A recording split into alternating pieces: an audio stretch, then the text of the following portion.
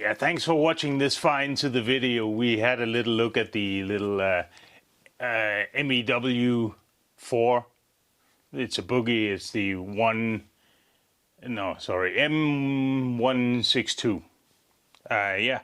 So as we saw on the table in the good light, it was quite impressive. It looked very well built, and it looks like it has the oil dampers that they require to have, has the brushless motor that it has to have, it has the 3-wire servo that it has to have, it has the very rigid plastics where they're supposed to be rigid, and the flexible ones are flexible and bendy enough. So all in all, the quality seems quite alright.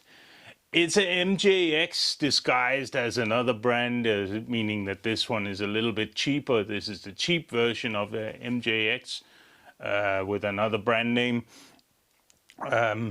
It seems really good. It seems really nice. It has so that you can drive 75% throttle or 100% throttle, which turned out to be necessary because of, first of all, a little bit poor traction in the action shots.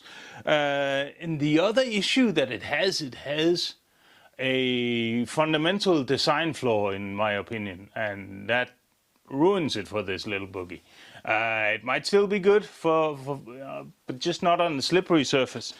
What I noticed is, if we compare it to this one, the E-Sheen, which is a HBX, you know, they have. But if you look at the wheelbase, this one has just about maybe 10 millimeters more, which gives it an advantage. It's also actually. That's too hard. It's actually quite a bit narrower, which also gives it a little bit more of a stable ride. It's also a little bit less overpowered than this thing is. Even with the 2 lithium-ion cells in this one, it's still quite a handful to drive, as we saw in the video. So yeah, I was lucky to get a little bit of a chance to get out. The snow melted for a little while, and we got a little bit of almost dry ground. So the dry was very dusty and very non-tractiony, and then of course the ice was icy and the wet was wet. So not the best conditions, but we do what we can. We try to get what we can out of it, the hobby.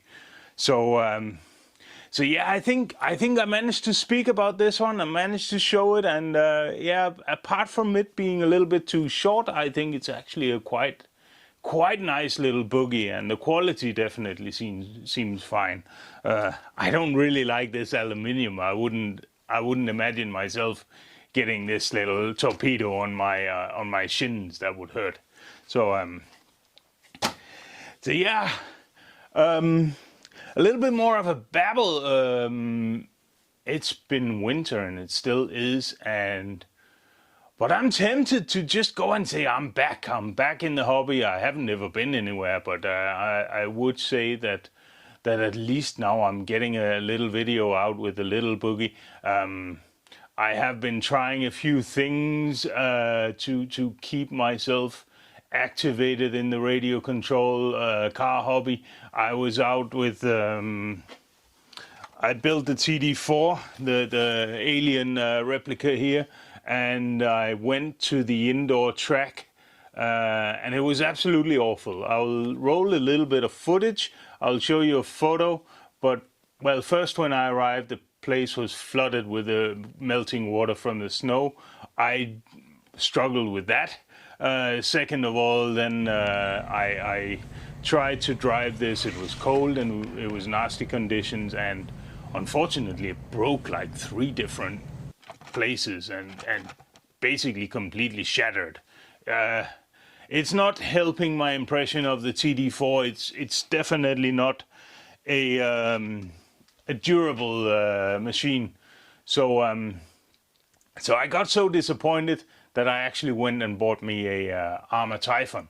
I went out with that, and it didn't break, but the footage was just not really worth it. So I would say I'm really pretty relieved that I got this one out there, and I really hope you enjoyed the video. Thanks for watching. Yeah, it doesn't have to be any longer, the video. That's the way it is.